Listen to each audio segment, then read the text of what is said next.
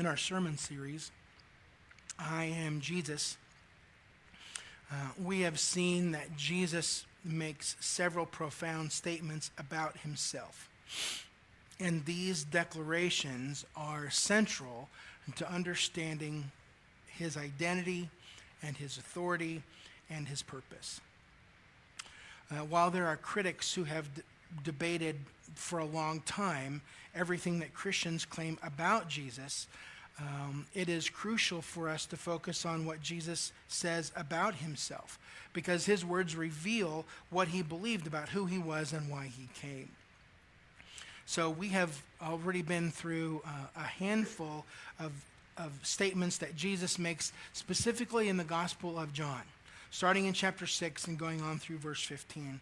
We have heard Jesus say so far, I am the bread of life, and I am the light of the world. And last week, we heard Jesus say, I am the door for the sheep.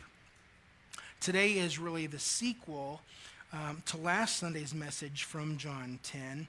And we find Jesus' next great I am statement a little bit lower in John chapter 10 in verse 11. In John 10, starting in verse 11, the text reads, I am the good shepherd.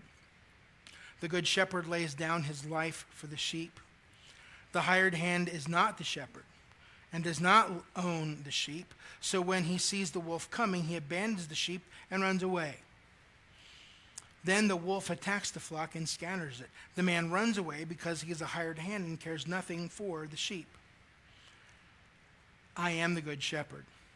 I know my sheep, and my sheep know me, just as the Father knows me, and I know the Father, and I lay down my life for the sheep. I have other sheep that are not of the sheep pen. I must bring them also. They too will listen to my voice, and there will be one flock and one shepherd. The reason my Father loves me is that I lay down my life only to take it up again. No one takes it from me, but I lay it down of my own accord. I have authority to lay it down and authority to take it up again.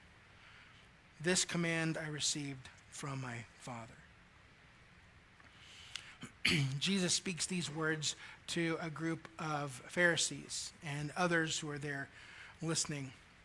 They would have been very familiar with Old Testament texts that talk about God's love for his people Israel, that he regarded as his flock of sheep. In Ezekiel chapter 34, God says, starting in verse 2, as a shepherd looks after his scattered flock when he is with them, so will I look after my sheep. I will rescue them from all the places where they were scattered on a day of clouds and darkness. I will bring them out from the nations and gather them from the countries, and I will bring them into their own land. I will pasture them on the mountains of Israel, in the ravines, and in all the settlements in the land. I will tend them in a good pasture, and the mountain heights of Israel will be their grazing land. There they will lie down in good grazing land, and there they will feed in rich pasture on the mountains of Israel. I, myself, will tend my sheep and have them lie down, declares the Lord, the sovereign Lord. I will search for the lost and bring back the strays. I will bind up the injured and strengthen the weak, but the sleek and the strong I will destroy. I will shepherd the flock with justice. Ezekiel chapter 34 is a really powerful chapter. Years ago, when we were sort of reformatting our eldership here, we focused a lot on Ezekiel 34 because it is a condemnation of shepherds who don't take care of the flock. As somebody who leads the flock, it is painful. It's painful to read that passage and to constantly try to evaluate as a pastor and for our elders to see, are we really taking care of the sheep, God's flock, the way that we should? In Isaiah chapter 40, verse 11, the prophet tells us that the sovereign Lord tends his flock with justice. He tends his flock like a shepherd. He gathers the lambs in his arms and carries them close to his heart. He gently leads those that have young. The prophet wrote about one, The prophet Micah wrote about one who would come from Bethlehem, the passage we read always during the Christmas season. One who would rule over Israel, who would stand and shepherd his flock in the strength of the Lord, in the majesty of the name of the Lord his God. Every Israelite would have understood that God sees his people as sheep and lambs that must be cared for, intended by a good shepherd. When we get to the New Testament, Jesus is described as having the heart of a good shepherd. Matthew tells us that when Jesus saw the crowds, he had compassion on them because they were like sheep without a shepherd. That's Matthew chapter 9, verse 36. In Mark's gospel, he says the same thing about Jesus in a different situation. In Mark 6:34, he had compassion on them because they were like sheep without a shepherd. So Jesus, as a compassionate shepherd, tended to their needs. The Apostle Peter, over in his first letter, chapter 2, verse 25, writes that Jesus is the shepherd and overseer of your souls. Then later, in chapter 5, verse 4, he describes Jesus as the great shepherd of the sheep.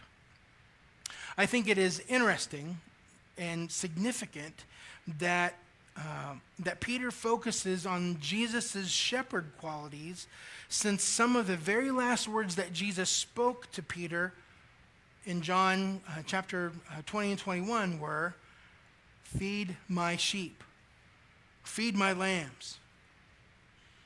And then in the book of Hebrews, the writer there also calls Jesus the great shepherd of the sheep. And then in John 10, as we've already read, Jesus says about himself, "I am the good shepherd."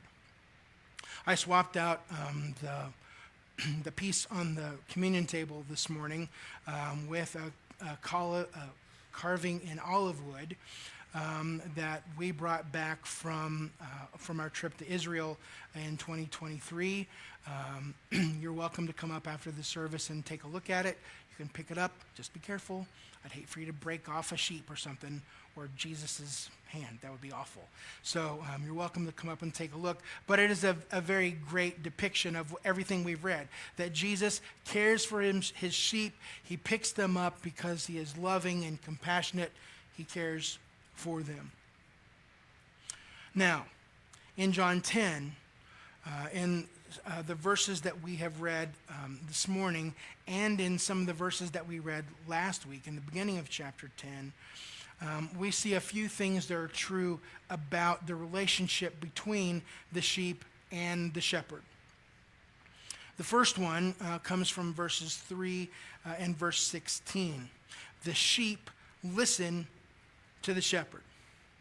The sheep listen to the shepherd. Any sheep that hears the shepherd's voice will come running.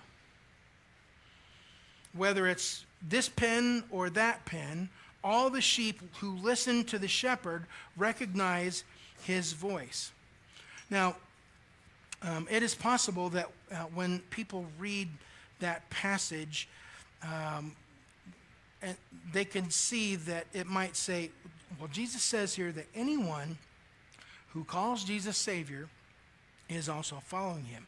Jesus says, I have sheep here, I have sheep there. So they're in different groups, different flocks, but they're all still believing in me and still listening to me.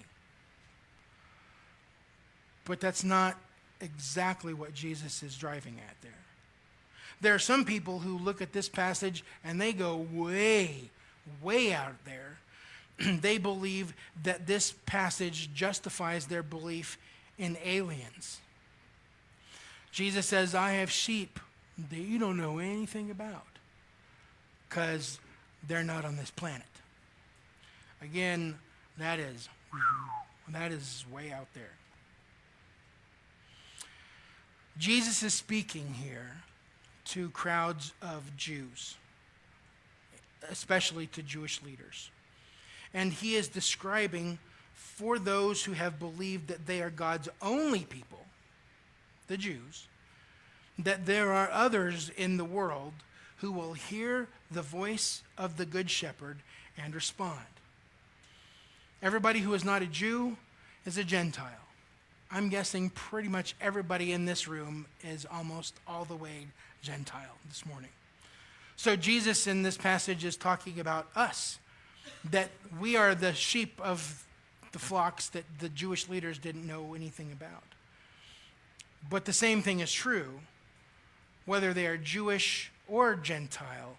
When they hear the voice of the Good Shepherd, they will answer. They hear the voice of the shepherd. That means that they perceive it, they understand it. It's not just hearing the acoustic wave of Jesus' voice. The key is listening to what he has to say. I believe it could be a little anecdotal, maybe just a preacher story. But what I understand about shepherding practices during the time of Jesus is that lots of shepherds would bring their various flocks into the same pasture at the same time. They would graze together, they would lie down together, they would go get water together. In the evening, they would come in to the fold together. They would mix and they would mingle. But when one particular shepherd would call out for his sheep, no one would move except for his own flock, because they have been trained to listen to the voice of only that shepherd. There might be 10 other guys or girls, I can't rule that out in the world. 10 other shepherds might be all calling sheep at the same time, but they know to listen for specifically one single voice.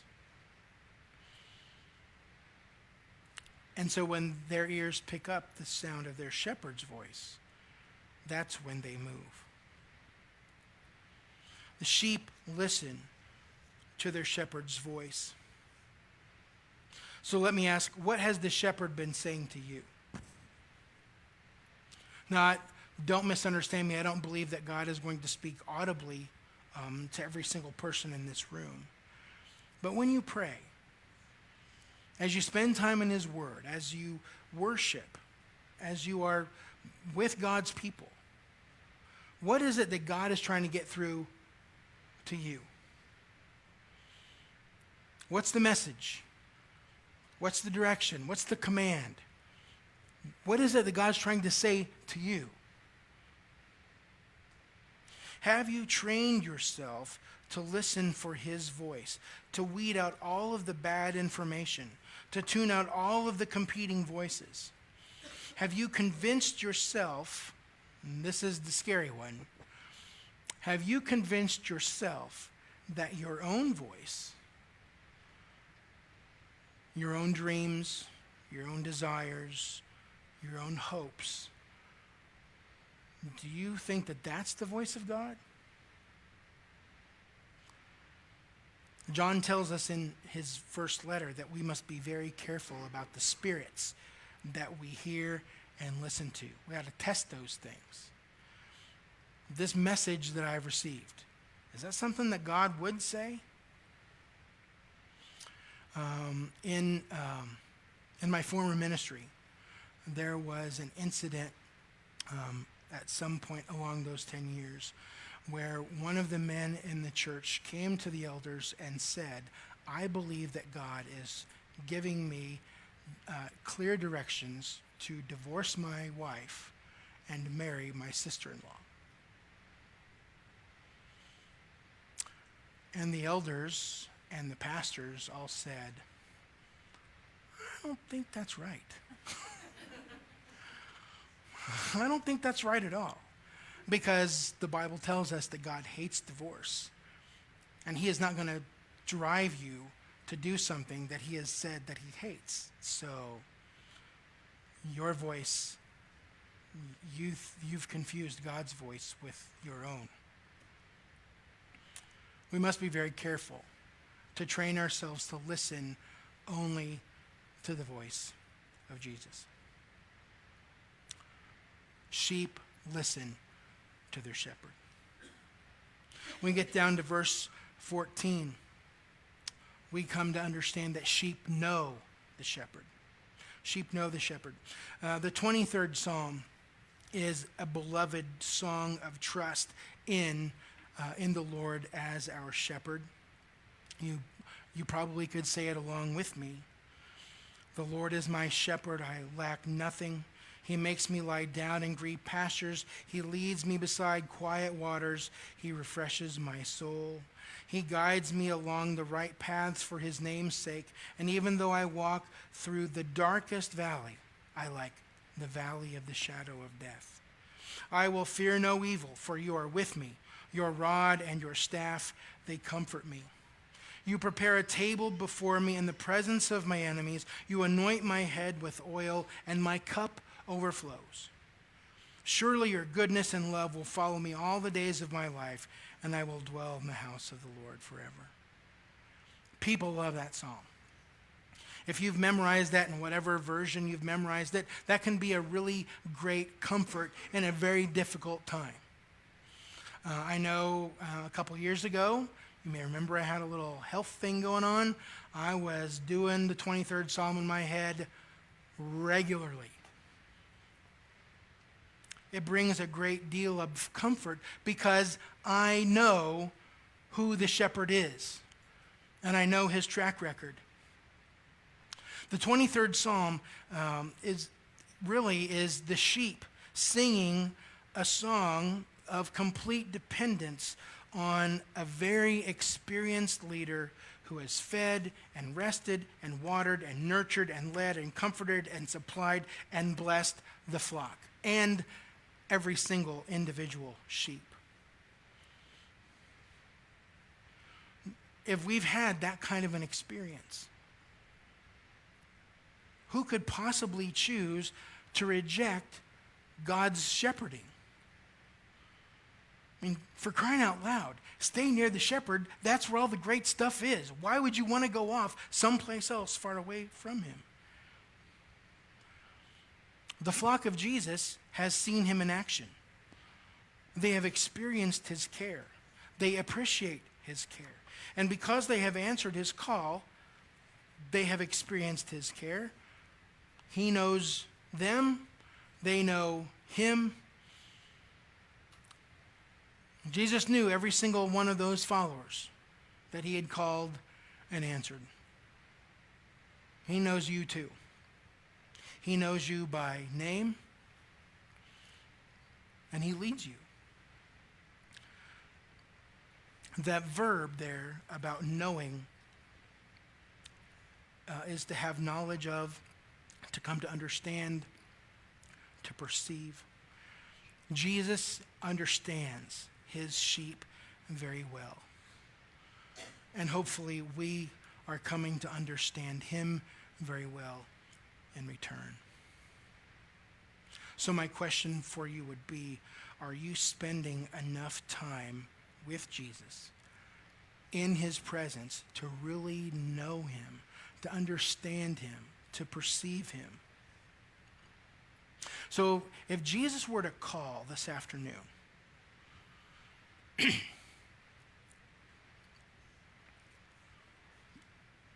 Jesus were to call and tell you that he wanted to get together for a meal in your home this evening, would you be thrilled or would you be terrified? Dinner with Jesus would be an incredible experience, and by the time that dessert and coffee rolled around, you would know him so much better. Now, unfortunately, that is not going to happen today. We get to know Jesus better by knowing what he said, by studying what he did, and by hanging around with others who have met and have been affected by him and to find his traits in them. Sheep need to know, to understand their good shepherd, Jesus. And the last thing I'll point out from this passage is that sheep follow the shepherd. Sheep follow the shepherd. In verses 4 and 5, we get that clear picture. The sheep are united behind Jesus wherever he goes. They're not going to follow a fake shepherd. They won't recognize a stranger's voice, and so they don't move. No matter how loud it is or how insistent a strange voice is, if it's not their shepherd's voice, they will not follow, because they have learned to follow the real shepherd. They have answered his call. They have experienced his care. And so they will follow him regardless of where that path may lead. In the 10th chapter, Jesus rails earlier in those first few verses against false shepherds. He calls them hired hands. They are bad teachers. They're inferior leaders. Some of those lousy shepherds that the prophet Ezekiel wrote about hundreds of years earlier.